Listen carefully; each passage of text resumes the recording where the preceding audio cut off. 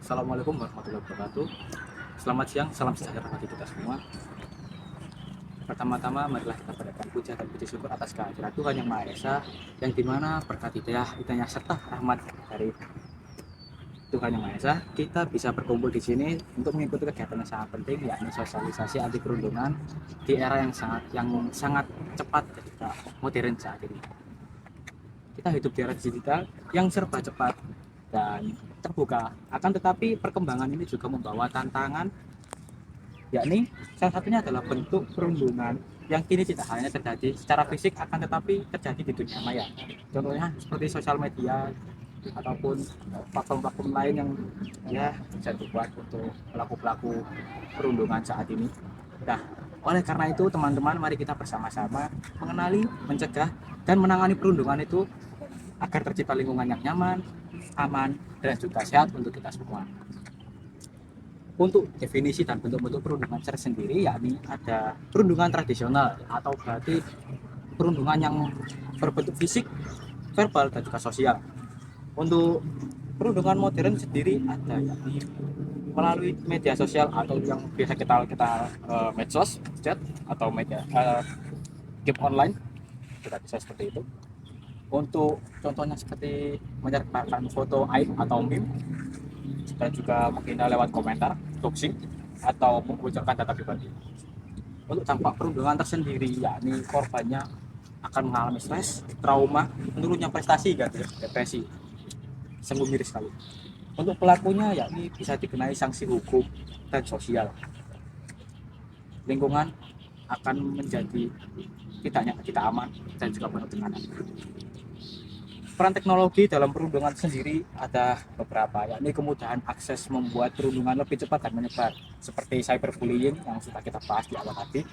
Untuk yang kedua, yakni anonimitas, bisa membuat pelaku merasa tidak terlihat, atau dalam arti lain pelaku bisa menggunakan nama samaran dan juga merundung orang lain secara terang-terangan, yang tetapi tidak terlihat jadi dirinya seperti apa. Untuk cara menghadapi dan mencegahnya, untuk yang pertama, jangan diam. Yang paling penting adalah laporkan kepada orang dewasa atau guru, orang tua, dan juga pihak yang berwenang. Untuk yang kedua, bangun budaya peduli dan empati. Apabila lingkungan tidak bisa membangun budaya yang peduli dan juga empati, maka kasus perundungan akan terjadi lebih besar-besaran dan juga akan marak terjadi di lingkungan itu sendiri. Untuk cara yang lebih spesifik lagi, yakni gunakan media sosial dengan bijak. Jangan menggunakan media sosial secara sembarangan, itu bisa membuat mungkin ada yang namanya link yang apabila kalian pencet secara asal-asalan akan menyebabkan data diri pribadi kalian bisa tersebar, bocor, dan juga akan dimanfaatkan oleh pelaku perundungan sebagai data pelaku dan bisa menjadi hal-hal yang buruk lainnya. Untuk pencegahan yang terakhir, yaitu ciptakan sistem pelaporan yang aman dan anonim di sekolah ataupun komunitas. Mungkin seperti itu saja. Dan juga untuk peran semua pihak, itu siswa tidak boleh menjadi pelaku, akan tetapi harus berani berbicara jika melihat kejadian. Jadi bagi kalian yang merasa kalian melihat sebuah perundungan, kalian harus menjadi pihak penengah atau pihak yang bisa melerai atau bisa mencegah terjadinya perundungan itu sendiri.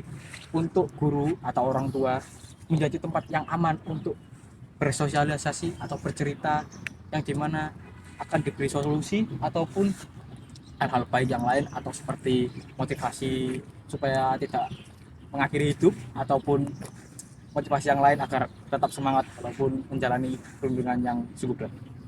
Untuk sekolah atau komunitas sendiri, lebih tepatnya membuat aturan dan sistem yang mendukung secara tegas supaya korban ataupun pelaku bullying sama-sama merasakan hal yang sama atau setimpal, dalam artian siswa bisa hidup dengan bebas tanpa adanya konflik yang berkelanjutan, dan juga untuk pelaku supaya bisa melaksanakan tanpa seberat-beratnya, ataupun itu dari segi hukuman secara pihak yang berwajib atau dari pihak komunitas atau sekolah itu sendiri.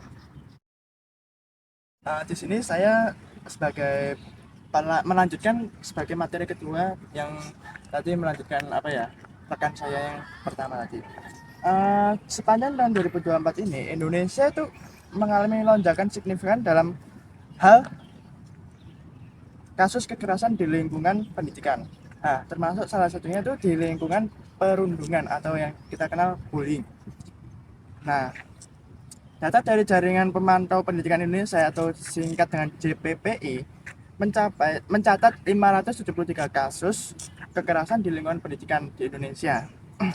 Meningkat lebih dari 100% dibandingin tahun 2023 yang hanya mencatat 285 kasus saja.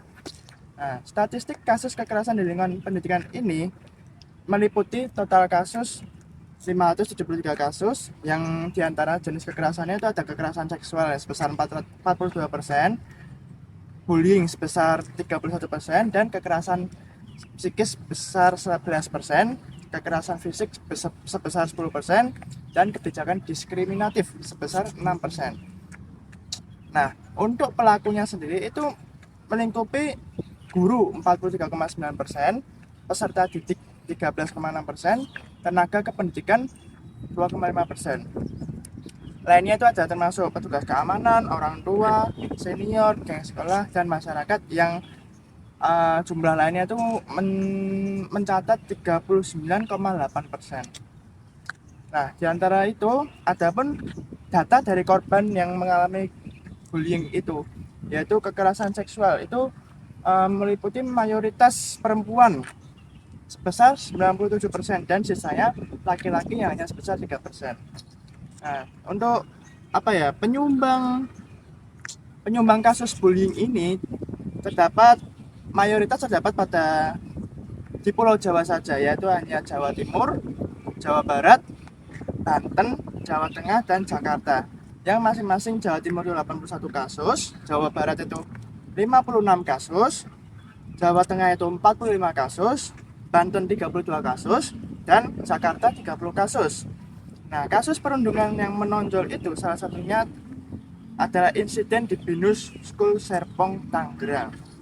Nah, itu diceritakan bahwa seorang siswa berinisial RE yang berumur 16 tahun menjadi korban kekerasan oleh kelompok yang dikenal dengan nama Geng Tai.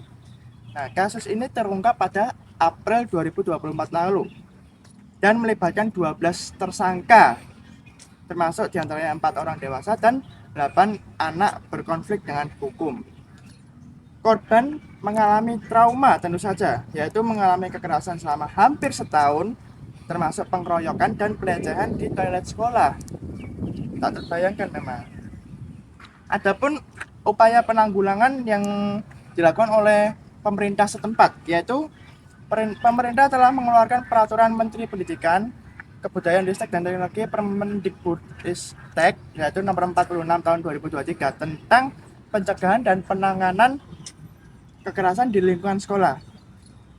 Namun implementasi di lapangan nyatanya masih menghadapi rintangan, yaitu adapun Ombudsman RI Jawa Timur mencatat adanya laporan maladministrasi dalam penanganan kasus perundungan di Jember, Lamongan, dan lain-lain, yaitu termasuk penundaan berlarut dan penyimpangan prosedur oleh Tim Pencegahan dan Penanganan Kekerasan TPPK. Nah, dalam hal ini dapat disimpulkan sepanjang tahun 2024 menunjukkan peningkatan signifikan dalam kasus kekerasan di lingkungan pendidikan di Indonesia, yaitu dengan perundungan menjadi salah satu bentuk kekerasan yang paling dominan. Nah, meskipun telah ada regulasi untuk pencegahan dan penanganan, implementasi yang efektif masih menjadi tantangan yang berat. Diperlukan kolaborasi antar pemerintah, sekolah, dan orang tua dari si korban maupun si pelaku perundungan itu untuk menciptakan lingkungan pendidikan yang aman dan bebas dari kekerasan perundungan itu. Jadi, maka dari itu untuk menanggulangi kasus perundungan di Indonesia ini mulailah dari diri sendiri, yaitu mari kita bangun budaya positif di dunia nyata maupun dunia maya. Dan jangan jadi pelaku, jangan jadi penonton, tapi jadilah pelindung untuk korban perundungan. Mungkin itu sekian dari pesan saya yang dapat saya sampaikan dengan penonton yang menonton video saya. Jadi saya akhiri, wassalamualaikum warahmatullahi wabarakatuh.